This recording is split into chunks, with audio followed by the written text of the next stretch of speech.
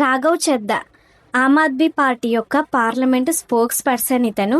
ఈ మధ్య రీల్స్లో బాగా వైరల్ అవుతున్నారు కదా. ఈయన మాట్లాడే మాటలు, కొన్ని ప్రపోజల్స్ గవర్నమెంట్కి పెట్టడము, అది రీఛార్జ్ గురించి, 28 days రీఛార్జ్ గురించి కానీ, రేషన్ షాపుల్లో వేలిముద్ర పెట్టాలి, అదే తంబు పెట్టాలి అని చెప్పి కానీ, నాకు కొన్ని సందేహాలు ఉన్నాయి. ఢిల్లీలో 10 years వీళ్ళ పార్టీయే ఉంది పవర్లో.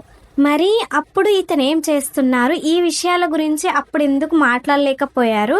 అప్పుడు పవర్లో ఉన్నప్పుడు వాళ్ళు మాట్లాడే మాట ఇంకా పవర్ఫుల్గా వెళ్తుంది కదా. ఇప్పుడు ఆపోజిషన్లో వెళ్ళినంత మాత్రాన ఇవి గుర్తొస్తున్నాయా అని నాకు అనిపిస్తుంది. ఇదే రాఘవ్ చెద్దా గారు లవ్ జిహాద్ గురించి కూడా అసలు అది ఒక బక్వాస్ అని మాట్లాడారు. కొన్ని పబ్లిసిటీ స్టంట్స్ అని నాకు అనిపిస్తుంది.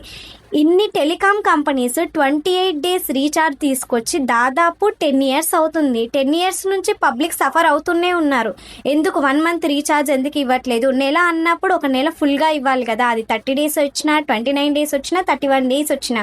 కానీ 28 days చేసి టెలికాం కంపెనీస్ చాలా ఇయర్స్ అవుతుంది. అప్పుడు వీళ్ళు రూలింగ్లో ఉన్నారు ఢిల్లీలో.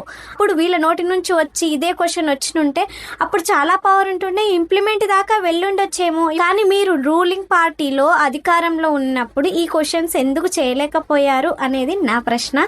ఎవరైతే రాఘవ్ చెద్దా గారిని మీరు సపోర్ట్ చేస్తున్నారో నేను కూడా సపోర్ట్ చేస్తా. అతను మాట్లాడిన మాటలు మంచివే, కానీ అప్పుడు రూలింగ్లో ఉన్నప్పుడు ఎందుకు మాట్లాడలేకపోయారు? ఎవరైనా కామెంట్ చేస్తే నేను తెలుసుకోవాలని అనుకుంటున్నాను.